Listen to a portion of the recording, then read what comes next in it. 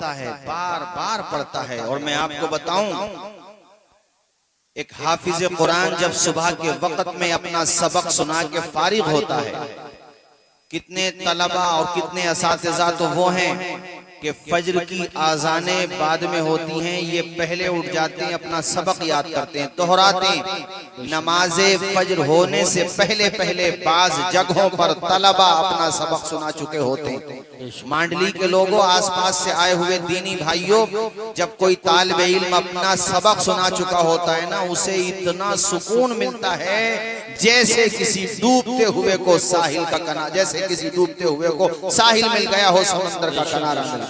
इतनी खुशी महसूस होती है जब सबक सुना चुका होता है। नाश्ता करता, फिर पिछले की उसे फिक्र होती है, फिर वो पीछे का सुनाता है।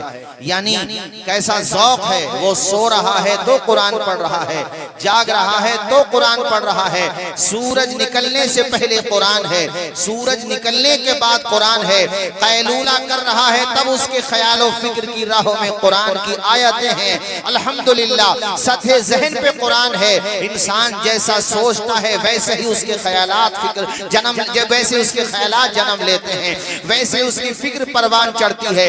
आपने देखा होगा, इंसान अगर बुरा सोचता है तो ख्वाब भी बुरे आते हैं, इंसान अगर अच्छा सोचता है तो ख्वाब भी अच्छे आते हैं। इंसान अगर शैतानी कामों में रहेगा तो ख्वाब भी उसको शैतानी नजर आएंगे। और इंसान जब कुरान पढ़ेगा, कुरान की आयतों के बारे में सोचेगा, तो यकीनन उसे ख्वाब में भी कुरान ही दिखाई देगा। यही वजह है कि जो मदीने का तसव्वुर रखता है, ख्वाब में वो मदीना ही देखता है। मैंने कल खुद को मदीने में टहलते देखा। ख्वाब अच्छा है तो ताबीर भी अच्छी होगी। मेरे दोस्तों, ये तलबा होते हैं, रात में सोते हैं तब भी ये कुरान ही पढ़ते हैं, सो के उठते हैं तब भी ये कुरान ही पढ़ते हैं। माशाअल्लाह माशाअल्लाह। इन्होंने क़ारी साहब जिंदा रखा है मदारिस वालों ने फिक्र इस्लाम को, ज़हने इस्लाम को, तालीम कुरान को। वो कैसा दौर था, अल्लाह अकबर। बेटे तो बेटे, मर्द तो मर्द। उस जमाने में ख़वातीन के अंदर भी फ़हम कुरान का, तिलावत कुरान का, तालीम कुरान का कैसा ज़ौक़ था। अभी मैंने चंद दिनों पहले एक वाक़या पढ़ा, हैरत में पड़ गया। या अल्लाह, वो कैसा दौर था, काश वो दौर फिर पलट के आ जाए। और ये मैं पहली सदी हिजरी की बात कर रहा हूँ। नाम है इनका Hafsa बिनते serine, Mohammad bin Sirin का नाम है, बहन है। अल्लाह अकबर, पहली सदी हिजरी। वो मांडली के लोगों, उस जमाने में इदारे नहीं होते थे, बाज़ाब्ता मदारिस नहीं होते थे जैसे आज हैं। ये तो 4 हिजरी के बाद, ये 400 हिजरी के बाद ये सिलसिला शुरू हुआ है। 400 हिजरी तक जो इल्म फला फूला है, बड़े बड़े उलमा पैदा हुए, कैसे कैसे अजीम मुहद्दिसीन पैदा हुए। इमाम बुखारी, इमाम मुस्लिम, इमाम तिरमिजी, इमाम इब्ने माजा, ये बड़े बड़े उलमा, ये 4 हिजरी से पहले पहले के हैं। इमाम आजम ये पहली हिजरी के हैं। और ये 200, 300, 400 हिजरी तक जो ऐसे ऐसे उलमा कि जिनके नाम हम सुने तो कलेजे पे ठंडक महसूस होती है, ये उस जमाने के पड़े हुए हैं जब बाज़ाब्ता मदारिस की ये शक्ल नहीं थी जो आज मौजूद है। उस जमाने में तालीम किस तरह चलती थी, लोग अपने घरों ही में दरसगाह लगा लिया करते थे, अपने अपने सहनों में दरसगाहें लगाते थे, अपने बागात में दरसगाहें लगा लिया करते थे, मसाजिद के सहन में मकातिब कायम किया करते थे। तो मैं ये बात कहा करता हूँ कि जिस तरह से आज जिक्र चल रहा है, मदारिस के खिलाफ जो बकवास हो रही है, खुदा ना करे, खुदा ना करे किसी वजह से अगर ये हालात आ भी गए, तब भी जालिमों याद रखो, इस्लाम उस जमाने में भी जिंदा रहा था जब ये मदारिस इस तरह से नहीं थे। इंशाअल्लाह इस्लाम हर सूरत में जिंदा रहेगा। वो अपने घरों ही को मदारिस बना लिया करते थे। एक एक उस्ताद के पास हजारों हजारों तलबा पढ़ते थे, मसाजिद के सहन में वो कुरान पढ़ा करते थे। ये मैं जिनका जिक्र कर रहा था, हफ्सा बिनते सीरीन, इनके बारे में लिखा हुआ है। इनकी वफात 101 हिजरी में हुई। मतलब ये कि ये पहली सदी हिजरी की अजीम खातून हैं। अल्लाह अकबर। घर का माहौल ऐसा दीनी माहौल था। माँ भी कुरान पढ़ने वाली थी, वालिद भी कुरान पढ़ने वाले थे। इनके भाई मोहम्मद बिन सीरीन वो भी अजीम कुरान पढ़ने वाले थे। अजीम उनका नाम आता है इल्मी हलकों में, उनका बड़ा चर्चा रहता है। वो फरमाते हैं कि मेरी बहन ने अल्हम्दुलिल्लाह सिर्फ 12 साल की उम्र में कुरान का हाफिजा कर लिया था। मैं मर्दों की बात नहीं कर रहा हूँ, औरत की बात कर रहा हूँ। और सिर्फ कुरान का हाफिजा नहीं किया था, आयात को महफूज नहीं किया था, नहीं, बल्कि वो मतालिब और मानी की भी हाफिजा हो गई थी। हर आयत का क्या मतलब है ये भी वो जानती थी। इस आयत का पस मंजर क्या है ये भी वो जानती थी। ये आयत किस सिलसिले में नाजिल हुई है ये भी वो जानती थी। उनके बारे में लिखा हुआ है। सुनो साथियों, जहां तक मेरी आवाज जाए, काश हम भी अपने घरों के माहौल को ऐसा बना लें, तो फिर हमारे घरों में जो नस्ल तैयार होगी ना, उसके जरिए से ऐसा इनकलाब आएगा कि दुनिया देखती रहे। ऐसा फिक्री तालीमी इनकलाब आएगा। मोहम्मद बिन सीरीन की बहन हफ्सा बिनते सीरीन 2 दिन में खत्म कुरान किया करती थी पाबंदी के साथ। यानी एक दिन में वो आधा कुरान पढ़ती थी, फिर बाकी जो कुरान रह जाता था वो दूसरे दिन में पढ़ा करती थी। तहज्जुद गुजार थी। और हजरत मोहम्मद बिन सीरीन की दरसगाह में भी हजारों हजार तलबा रहते थे। वो फरमाते थे मेरी बहन को खुदा ने फहमे कुरान, तिलावत कुरान, तजवीद कुरान में ऐसी महारत ताम्मा अता फरमाई। जब मेरे शागिर्द मुझसे क़िरात के हवाले से कोई सवाल करते और मेरा जहन परेशान होता, मैं किताबों की तरफ रुजू करता, किताबों में भी मुझे तशफ़ी बख्श जवाब नहीं मिल पाता था, मेरी मतलब उस सिलसिले में मेरी कम इल्मी की वजह से। तो फरमाते हैं फिर मेरे पास एक ही रास्ता होता था कि मैं अपनी बहन के पास जाता, बहन से कहता बहन फन क़िरात का ये मामला दरपेश आया है, ये मसला दरपेश है। मेरी बहन मुस्कुराते हुए उस मसले का हल तलाश कर दिया करती थी। सुभान अल्लाह, बोलो जरा जोर से सुभान अल्लाह। वो कैसा अजीम दौर रहा होगा कि जब बहनों में, बेटियों में कुरान बदरे मुनीर बनकर चमके। रब ने बड़ा शोहरा अता फरमाया है।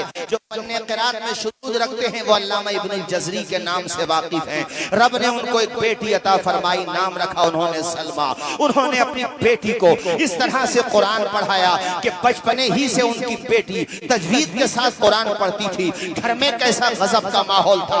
वहां पे शौहर गवाही दे रहा था अपनी बीवी के बारे में, यानी अल्लामा इब्ने कसीर अपनी ज़ौजा ज़ैनब के बारे में। यहाँ एक बाप गवाही दे रहा है अपनी बेटी सलमा के बारे में। बल्कि उन्होंने तो यहाँ तक कहा, अल्लामा इब्ने जज़री कहते हैं अल्लाह ताला ने मेरी बेटी को फन्ने क़िरात और तजवीद में इतनी महारत अता की है कि उनके जमाने में कोई उनकी हमसरी का दावा नहीं कर सकता। सुभान अल्लाह, माशाअल्लाह। ये नहीं कह सकता है कि मैं इब्नुल जज़री की बेटी से ज्यादा फन्ने क़िरात जानता हूँ। और साथियों, हम भी अगर कोशिश करें, माहौल बनाएं, तो इंशाअल्लाह जरूर वो माहौल पलट करके आएगा। आधी रोटी खाएंगे, उधर से आवाज आए बच्चों को, सारे लोग बोलिए बच्चों को। और अब तो माशाअल्लाह मुझे मुराद अजीज साहब बता रहे थे कि यहाँ पर एक स्कूल भी कायम हुआ है। किस नाम से है स्कूल वो? इसकी जरूरत है। और मेरे लिए भी जरा दुआ करो कि अल्लाह ताला मुझसे भी अपने फजलो करम से मुझे ये तौफीक दे। वैसे आज मैं गया 2-3 जगह में देख करके आया, कुछ खेत वगैरह पे गया। चूंकि जब ख्वाब देखो तो ना बड़ा ख्वाब देखो, चांद को पाने का ख्वाब देखो, इंशाल्लाह सितारे तो मिल ही जाएंगे अल्लाह ने चाहा। तो जब ख्वाब है तो फिर 1-2 बीघे में क्या, कम से कम 5-6 बीघे में हमारे कारी रईस साहब भी तशरीफ ला रहे हैं माशाल्लाह। 5-6 बीघे में कारी रईस साहब नहीं आ रहे हैं, वो तो मैंने जुमले मोतरज़ा के तौर पर कह दिया है। हमारे भाई हैं माशाअल्लाह, अल्लाह सलामत रखे, बड़ा काम किया है। जिस जमाने में जलसे नहीं होते, बहुत कम होते थे, उस जमाने में भी कारी रईस साहब जलसे कराते थे माशाअल्लाह। अल्लाह शादो आबाद रखे। तो मैं ये कह रहा था कि ख्वाब है मेरा भी, अल्लाह पूरा करे। भाई ख्वाब है, और मैं तो एक बात जानता हूँ कि इंसान आज़म करे, हौसला करे, भरोसा करे अल्लाह की जात पर, परों को खोल, जमाना उड़ान देखता है, जमीन पर बैठ कर के आसमान देखता है। जब इरादा करोगे, कोशिश करोगे तो इंशाल्लाह फल तुम्हें मिल ही जाएगा। राशिद परसों मेरे साथी थे, वहां उड़ीसा में सगड़ी एक जगह है, बता रहे थे कि 1 साल पहले मैंने 3 करोड़ रुपए की जमीन खरीदी, लेकिन बड़ी मेहनत की उस लड़के ने, बहुत मेहनत की। अल्हम्दुलिल्लाह 3 करोड़ रुपए दे करके वो जमीन का पेमेंट कर चुके हैं। 5 करोड़ की बिल्डिंग उनकी बनना है, सारे मानक पूरे करके। तो मैं ये कहता हूँ, ये जो इदारा स्कूल की शक्ल में बना है, यहाँ फैजाने मदीना है जहाँ कुरान पढ़ाया जा रहा है, और उधर वो स्कूल बना है जहाँ मॉडर्न एजुकेशन दी जाएगी। दोनों तरह की तालीम इंशाल्लाह मांडली वालों को मिलेगी, पंसुखा वालों को मिलेगी। अल्लाह शाद आबाद रखे रईसुल उलूम को भी, जितने इदारे हैं। तो ये जो तालीम के फील्ड में जो लोग काम कर रहे हैं, उनका साथ दे दो यार, साथ ना भी दो, गुड़ ना भी दो, गुड़ जैसी बोली तो बोल दो। अच्छा पैगाम, अच्छा। और कारी जाने आलम साहब, जाने आलम या शमे आलम जो भी हैं, बहरहाल जाने आलम तो मुझे मालूम है, शमा का मतलब होता है आलम को चमकाने वाले। उस एतबार से मैंने कहा, इस तरह हौसले आजमाया करो, इस तरह हौसले आजमाया करो, मुश्किलें देखकर मुस्कुराया करो। दो निवाले राहत भाई, जरा शेर सुनिए भाईजान, हमारे हजरत माशाल्लाह। इस तरह हौसले आजमाया करो, मुश्किलें देखकर मुस्कुराया करो, भले दो निवाले कम खाया करो, बच्चों को लेकिन अपने पढ़ाया करो। सुभान अल्लाह, माशाअल्लाह। अब तो बोल दो जोर से, आधी रोटी खाएंगे बच्चों को पढ़ाएंगे। आवाज आए बच्चों को। हाँ, लाख अंधेरे रोके मेरा रास्ता, लेकिन मैं जिधर रोशनी जाएगी उधर जाऊंगा, हौसला हार के बैठूंगा तो मर जाऊंगा। खारे गुल मैं नहीं जो बिखर जाऊंगा, बन के खुशबू फजा में बिखर जाऊंगा। मेरे कहने का मकसद ये है कि आप हजरात मन बनाइए कि हमें अपने बच्चों को एजुकेशन दिलाना है। तालीम इंसान का नाम रोशन करती है। कारी साहब, आपके वालिदैन अगर आपको न पढ़ाते तो आप उनसे रज़वी के स्टेज तक कैसे पहुंचते? बोलो, मैं आपसे पूछ रहा हूँ। हमारे नातिक रजा सलामी तशरीफ फरमाए, माशाल्लाह, बड़ा अल्लाह ने जज्बा दिया, हिम्मत और हौसले से नवाजा है। ये हमारे तमाम उलमा, हमारे खुशनूद भाई, अल्लाह सलामत रखे माशाल्लाह। जितने ये उलमा हैं, हमारे कारी आस मोहम्मद साहब, इनसे मेरा बड़ा आएंगे, चलो बाद में। बड़ा काम किया कारी आस मोहम्मद को देख के हमें भी हिम्मत पैदा होती है। और इंशाल्लाह आप 11 तारीख में रायसती में भी तशरीफ लाइएगा, वहां पर भी बड़ा प्रोग्राम है। और भी जहां जहां प्रोग्राम, आप सब जगह जाइएगा। मुझे बताना यही था कि आप इल्म की तरफ तवज्जो दिलाएं, अपने बच्चों को पढ़ाएं। जब मन बनाओगे तो इंशाल्लाह एक न एक दिन आपको उसका फल जरूर मिलेगा। इंसान मन तो बनाए, भाई सिर्फ हम रोते रहे कि ये बीमारी है, जहालत बीमारी है, जहालत बीमारी है। तो किसी के पेट में अगर पैनी के तकलीफ और रोता रहे कि दर्द हो रहा, भाई डॉक्टर के पास जाओ ना यार। जब दर्द हो रहा है तो सिर्फ मरज बताना हल नहीं है, मरज का इलाज करना उसका हल है। बेशक, सुभान अल्लाह। मर्ज बताने से मर्ज हल नहीं होगा, बीमारी की दवा देने से मर्ज हल होगा। तो मेरा मानना यह है कि सिर्फ रोना हल नहीं है, अपने अपने हिस्से की मौलाना हसीबुर रहमान साहब सबको कोशिश करना चाहिए। शिकवे जुल्मते शब से तो कहीं बेहतर था, अपने हिस्से की कोई शमा जलाते जाते। रात के अंधेरे में कोई शमा अपने हिस्से की जला देते, कोशिश करते, मेहनत करते। और माशाअल्लाह यहाँ पर जो भी जितना काम हो रहा है, अल्लाह ताला उसमें खूब बरकतें अता फरमाए। चूंकि मेरे बाद भी प्रोग्राम चलना है और परमिशन का मसला है, और वैसे ये ठीक है, प्रोग्राम 12 बजे ही खत्म होने लगे तो ये अच्छी बात है। तो मेरा भी टाइम खत्म हो गया, इसलिए अभी इंशाल्लाह अब जो है आगे का प्रोग्राम हमारे कारी यूसुफ रज़ा साहब संभालेंगे। मैं इतनी बात आखिर में आप लोगों से कह दूं कि आप हजरात तालीम की तरफ आइए, कोशिश कीजिए। जो घरों का माहौल अच्छा होगा, दीनी माहौल होगा, घरों में कुरान पढ़ा जाएगा, तो इंशाअल्लाह बरकतें जरूर जाहिर होंगी। वो दौर तो शायद आए, मैं कहूँ अल्लाह करे जरूर आए, कि उलमाए मावराउ नहर के घरों में ऐसा माहौल था, ऐसा माहौल था कि अल्लामा इब्नुल वफा करशी लिखते हैं कि मावराउ नहर के इल्मी घरानों में ऐसा माहौल बन गया था इल्म फैलाने का। उनके घरों में मुताले का ज़ौक़ सिर्फ मर्दों को नहीं होता था, बेशक। औरतों को भी इतना ज़ौक़ होता था, इतना ज़ौक़ मुताले का होता था कि उनके घरों से जब कोई तहरीर आती थी, कोई किताब आती थी, कोई फतवा जारी होता था, तो सिर्फ मर्दों के दस्तखत नहीं होते थे उस पे उनकी घर की औरतों के माशाअल्लाह माशाअल्लाह सुभान अल्लाह। कितनी बड़ी बात हो गई है?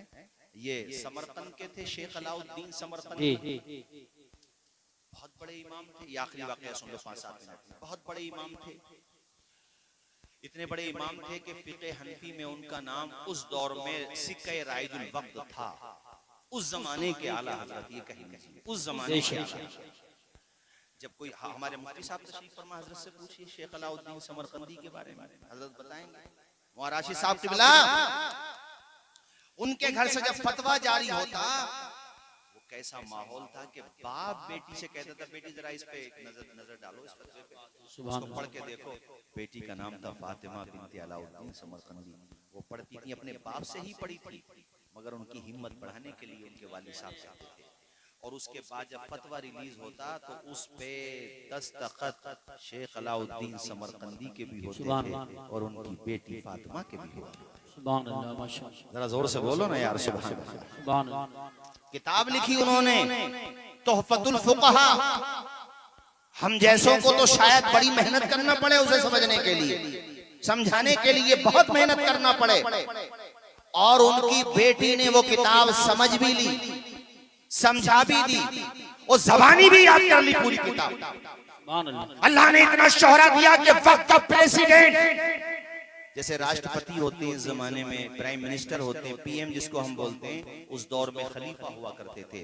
समरकंद का खलीफा उनकी चौखट पे खड़ा हुआ है कि तुम अपनी शहजादी का निकाह मेरे साथ कर दो।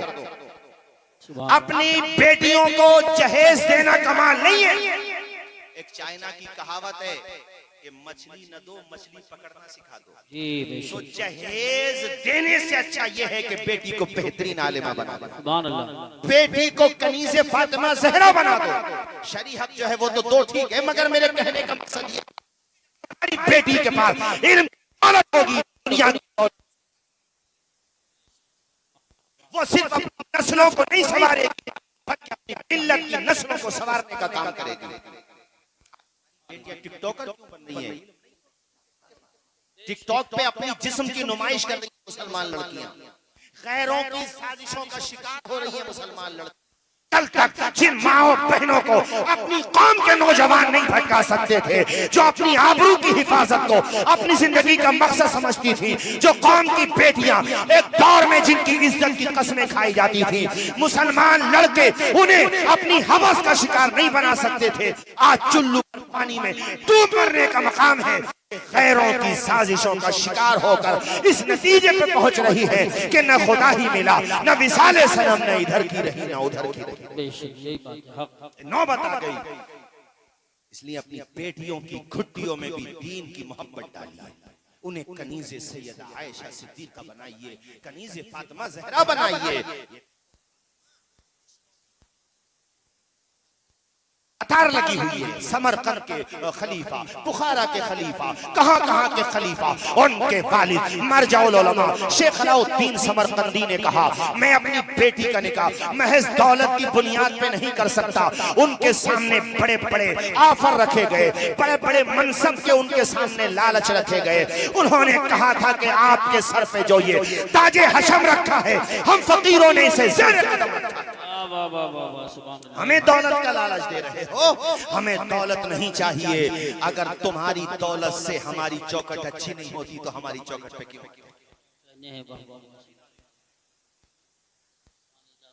भाई हमारी तुमसे अच्छी नहीं होती तो हमारी चौखट पे खलीफा क्यों आता? मैं तो किसी खलीफा की चौखट पे नहीं गया, बादशाह मेरी चौखट पे आया। इसका मतलब ये है कि मेरी चौखट तेरी चौखट से अच्छी है। जब मेरी चौखट तेरी चौखट से अच्छी है तो मैं अच्छे को बुरे के हाथ में जी बेशक। दौलत की बुनियाद पे अपनी बेटी का निकाह उसके साथ करूंगा जो मेरी किताब सुभान तोहफतुल फुक़हा को समझ के दिखाएगा।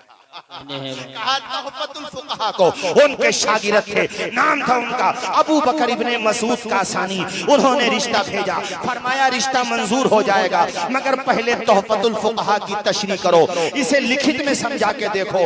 उन्होंने जब तशरीह शुरू की तो वो पूरी शरह हो गई जिसका नाम बदाइउस सनाए रखा गया। और वो ऐसी किताब है, अल्लामा शामी कहते हैं कि बदाइउस सनाए ये फिक़े हनफी में मनारे नूर है, बहुत अजीम किताब है। और साहिबो बहरहाल उनको वो शराब पसंद आई, रिश्ता फाइनल हो गया, निकाह भी हो गया। आप सलाम कीजिए उस बाप को जिसने ऐसी बेटी की तरबियत की है कि उस बेटी का जीते जीतना नाम हो गया। जब निकाह हुआ अल्लाह वो निकाह में रहने लगी, दरगाह उनकी लगती थी। इमाम अबू बकर कासानी ये कोई छोटा नाम नहीं है, उस दौर के बहुत अजीम फकीह भी थे, बहुत अजीम मुहद्दिस भी थे, बहुत अजीम मुदर्रिस भी थे। उनके दरगाहों में हजारों हजार तलबा इस्तिफादा करते थे, इल्म हासिल करते थे। कितनी दफा ऐसा होता था जब वो किताब पढ़ा रहे होते थे तो जब उनको कोई उलझन पेश आ जाती या कोई शागिर्द उनसे ऐसा सवाल करता जिसका जवाब फौरन उनके समझ में नहीं आता तो वो मकान के अंदर तशरीफ ले जाते, बाहर आते। एक दो नहीं किया, सोचा हो सकता है हजरत अंदर जाकर के किताब में देख के आते हो। एक दिन किसी तालिब इल्म ने अज़राहे मिज़ाह कह ही दिया, कहा हुजूर अंदर आप जाते, हालांकि किताब तो दाएं बाएं भी रखी हुई है, अंदर जाकर के आपके पास कौन सी किताब है कि आप जब जाते हैं तो आपको इस सवाल का जवाब पता नहीं होता, बाहर आते हैं तो आप फौरन जवाब दे देते हैं। जो किताबें यहाँ रखी हुई नहीं है वो कौन सी किताब है कि अंदर जाकर के पढ़ते हैं, फौरन जवाब दे देते हैं। और इस मजमे में तशरीफ लाने वाले तमाम ही सामईन उनका जवाब सुनो। कहने लगे अंदर जब जाता हूं तो मैं किसी किताब को देखने नहीं जाता हूं, अपनी बीवी से इस सवाल का जवाब पूछने जाता हूं। सुभान अल्लाह माशाअल्लाह, नारे तकबीर, नारे रिसालत, नारे बीवी से मेरी मेरी बीवी सवाल का जवाब देती है। आखिरी बात, बाकी तकरीरें इंशाअल्लाह इल्म के हवाले से अलग अलग जलसे हैं, जैसे मैंने बताया 11 तारीख में रायसती पर भी है और भी जलसे हैं। अब सब तो इस वक्त मुझे याद नहीं आ रहे अपने इलाके में, तो इंशाअल्लाह आप तशरीफ लाइए और भी हिस्से में इल्म के हवाले से। अल्लाह करे आपके अंदर इल्म का शौक पैदा हो, अपने बच्चों को पढ़ाने का शौक पैदा हो। आखिरी बात बता दूं, इनकी बीवी के बारे में तज़किरा निगारों ने लिखा है, तज़किरा कारी आस मोहम्मद साहब, अरे मेहताब और आस मोहम्मद एक ही बात है। किसी को लाजिम और मलजूम की खारजी मिसाल देखनी हो तो इन दोनों को देख लो। खारिज लाजिम और मलजूम, जो कारी मुशर्रफ साहब, हमारे कारी मुशर्रफ साहब आ जाओ स्टेज पे आ जाओ। बड़ा काम किया है कारी मुशर्रफ साहब ने भी माशाअल्लाह। इन्हें देख कर हम तो खाली तकरीरें ही तो कर रहे हैं, असल काम तो ये लोग हैं जो मदरसे मदारी चला करके कर रहे हैं माशाअल्लाह। हमारे कारी मुशर्रफ साहब और हमारी जो खाला थी अल्लाह उनको जन्नत नसीब करे, उन्होंने भी बहुत बच्चियों को पढ़ाया, बहुत बच्चियों को पढ़ाया इस्लामपुर में आसपास में। सुनो भाइयों आखिरी बात बस थोड़ी सी सुन लो यार, कोई बात नहीं है इंशाल्लाह, चूंकि अजीज उतना ही रखो कि दिल बहल जाए, इतना भी ना चाहो किसी का दम निकल जाए, परमिशन का भी मसला है। खैर सुनो उनके बारे में, उनकी बीवी के बारे में इंशाल्लाह उलमा तो मोहब्बतों से नवाज ही रहे हैं, मगर आप भी सुनो। उनकी बीवी के बारे में लिखा हुआ है कि उनकी जो ज़ौजा थी जिनका नाम था फातिमा, वकानत तनकुलुल मज़हबा नक़लन जय्यदन वकाना ज़ौजुहल कासानी रुब्बमा यहीमु फिल फतवा फतरुद्दुहु इलस सवाब व तुअर्रिफुहु वजहल खता फयरजिउ इला कौलिहा व अलल फतवा खत्तुहा व खत्तु अबीहा व खत्तु ज़ौजिहा। कहते हैं उनकी बीवी फातिमा को अल्लाह ने फिक़े हनफी को बहुत खूबसूरत बनाया है।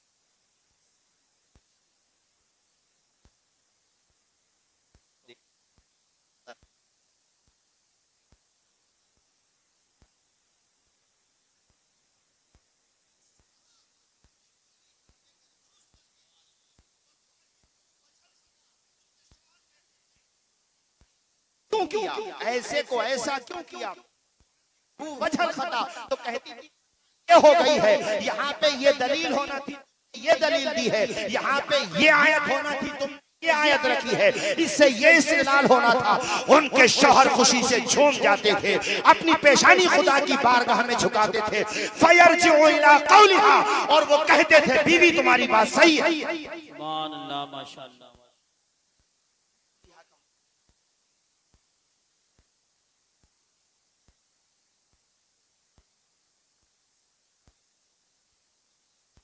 तकरीर खत्म।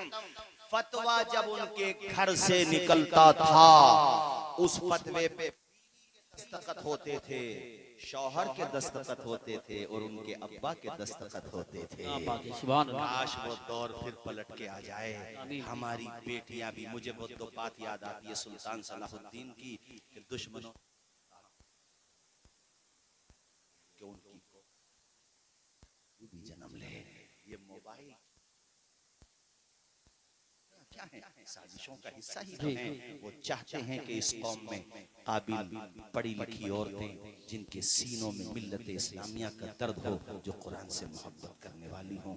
मगर हम मायूस नहीं हैं, हम मेहनत करेंगे, कोशिश करेंगे, तो इंशाअल्लाह वो दिन जरूर आएगा कि हमारे आस पास भी इल्म की खुशबू महसूस की जाएगी। वमा अलैना इल्लल बलाग।